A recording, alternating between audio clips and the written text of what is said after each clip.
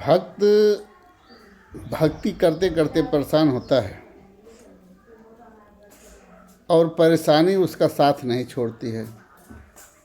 वो दिन प्रतिदिन डिस्टर्ब, नर्वस और बहुत ही परेशान होने लगता है। सोचता है कि हमारे बगल वाला या हमारे दोस्त मित्र ये सब इतने बुरे काम कर रहे हैं, फिर भी तरक्की के रास्ते पर हैं और बहुत पैसा कमा रहे हैं, बहुत सुख भोग रहे हैं, बहुत सुख साधन है, बहुत गाड़ियां हैं। तरह तरह की बातें सोच रहा था, बहुत परेशान था। इतना परेशान हुआ कि रात में जा कर के मंदिर में अपने बैठा और प्रभु से विनती करते हुए कहा, हे प्रभु, हमारे समस्या का समाधान कीजिए और स्वप्न में आकर हमें रास्ता दिखाने का प्रयास कीजिए। आखिर वही हुआ, जब सोया हुआ था भगवान आए और कहे कि ये जीवन चक्र है, इससे घबराना नहीं चाहिए। भगवान को देखते ही वो तरह तरह की बातें, जितने उसके मन में व्यथा थी, उस व्यथा को कहने लगा और कहते कहते रो पड़ा। भगवान ने कहा कि जीवन चक्र है, इससे घबराना नहीं चाहिए। तो उसने कहा कि जो अन्य लोग हैं, इतने बुरे काम करते हैं, इतने गंदे काम करते हैं, फिर भी वो तरक्की करते हैं, परेशान नहीं होते हैं। हम क्यों परेशान हैं? हम तो अपनी भक्ति करते हैं। यह देखकर प्रभु ने कहा कि हमारे पीछे जो बरगद का पेड़ देख रहे हो, ये बहुत बड़ा बरगद का पेड़ है। इसमें सभी लोग अपनी अपनी समस्याएं बांध के आए हैं। तुम भी एक पोटली बनाओ और उसमें बांध के आओ, लेकिन शर्त ये है कि वहाँ से एक पोटली उठा लाना। तो उसने कहा कि वो अब हमारा संकट खत्म होगा। वो पोटली बांधा और बरगद के पेड़ के पास पहुंचा, पोटली को बांध दिया। वहाँ से पोटली लेके आने की बात थी, क्योंकि भगवान ने कहा था कि वहाँ से एक पोटली उठा लेना, तुम्हारी सारी समस्याएं खत्म हो जाएगी। पहली पोटली जब उठाने चला तो उसने सोचा कि कहीं इसमें हमारी मृत्यु न लिखा हो, वो घबरा कर छोड़ दिया।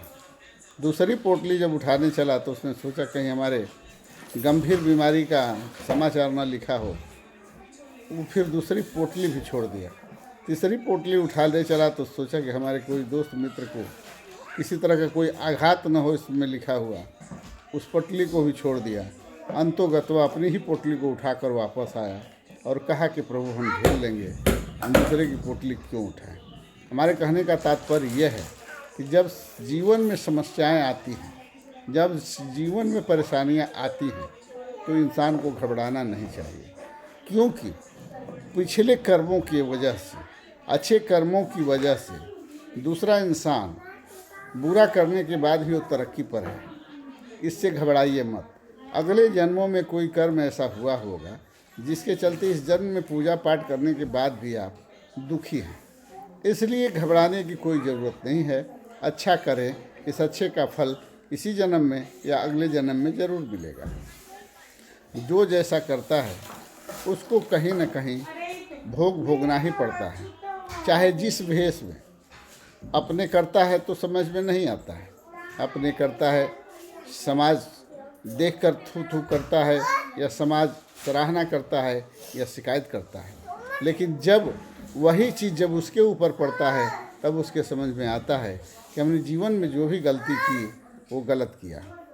इसलिए हम समाज के सभी लोगों से इस कहानी के माध्यम से ये बताना चाहते हैं कि दुख हो या सुख हो, सब में समान भाव से जीने का प्रयास करें। हमेशा खुश रहें, मस्त रहें, कोई अपना नहीं, कुछ अपना नहीं।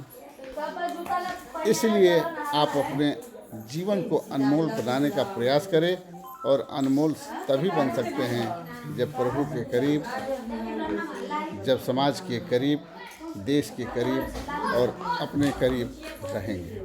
इसी सब बातों के साथ कहना चाहूँगा कि प्रभु के कृपा से, समाज के आशीर्वाद से, आपसी प्रेम से कर गुजरिए कुछ ऐसा जो दुनिया करना चाहे आपके जैसा। मैं डॉक्टर राष्ट्र संत डॉक्टर राजेश्वरानंद जी महाराज आप लोगों के लिए समर्पित इस कहानी को परोसने का प्रयास कर रहा हूँ, ताकि इस कहानी से आप अपने संकट से उबर सकें और आप सही रास्ते पर चलने का प्रयास करें। इसी सब बातों के साथ जय हिंद, जय भारत, जय सर्व समाज। लेकिन इसी सब बातों के साथ कहना चाहूँगा कि हमारे वीडियो को अधिक से अधिक लाइक करें, शेयर करें, सब्सक्राइब करें, बेल आइकन ज़रूर दबाएं, क्योंकि ऐसे ऐसे अनुभवी वीडियो आपके बीच में परोसने का प्रयास करता हूं, जिससे समाज के दुख का निवारण हो सके। जय हिंद, जय भारत।